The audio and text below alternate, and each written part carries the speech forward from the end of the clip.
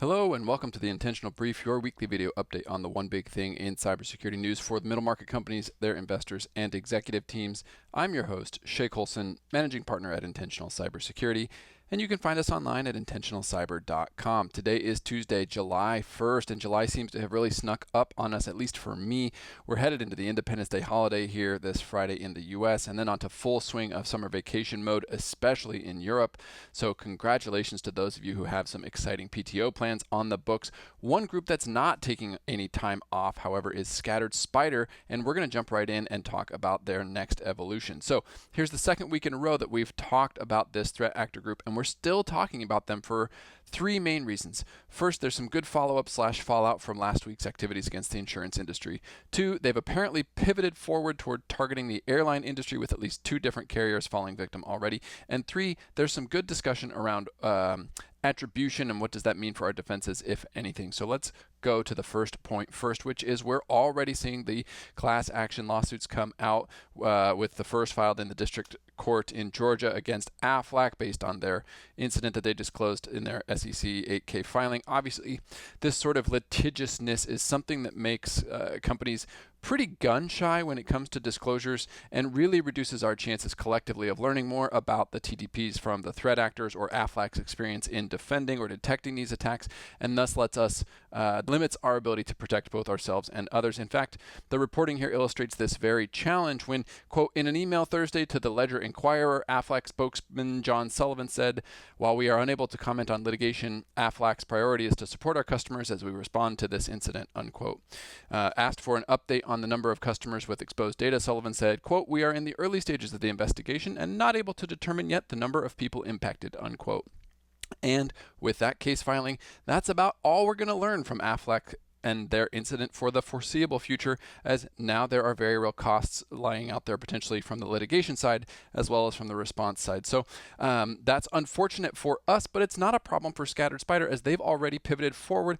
Bleeping Computer and many others are now reporting that Scattered Spider has shifted their focus to the aviation and transportation firms, having hit both Canada's WestJet and Hawaiian Airlines, newly merged with Seattle's flagship carrier Alaska in the last week. Palo Alto's Unit 42 threat intelligence group has updated their alerts for what they call muddled Libra, also known as Scattered Spider, and notes, quote, "Organizations should be on high alert for sophisticated and targeted social engineering attacks and suspicious MFA reset requests," unquote.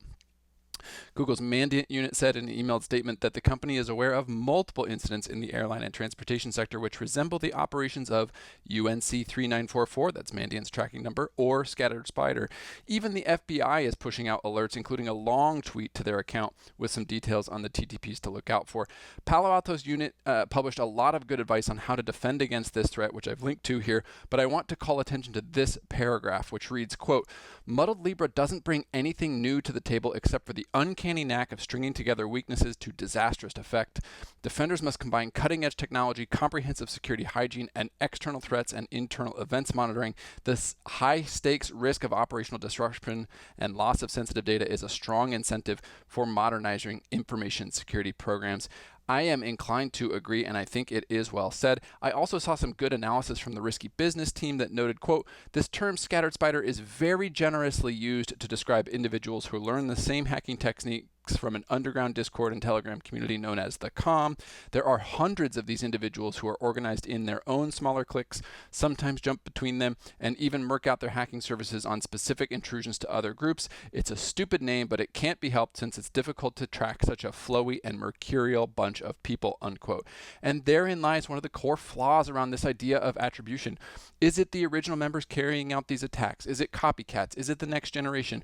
What does it matter in terms of defending? Leave the attribution to the intel and law enforcement functions who are looking to make arrests, and focus your energy on plugging holes, building awareness, training people, and driving consistent best practices across your organization.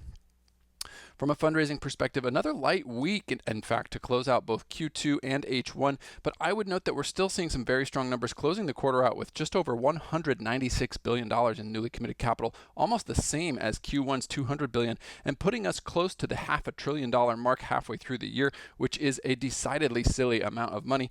All of the macro challenges remain around a cold IPO market, volatility in the political realm, both in the US and abroad, and a challenging environment in both interest rates and inflation, and yet Dry powder commitments continue, as do investments by PE firms. So the wheel doesn't stop, and it doesn't look like the music is going to anytime soon either. So let's all stay focused on what we're here to do. A reminder, you can find all the links to the articles we covered in the comments section below. You can find back issues and written transcripts of these videos at intentionalcyber.com, and we will see you next week for another edition of the Intentional Brief.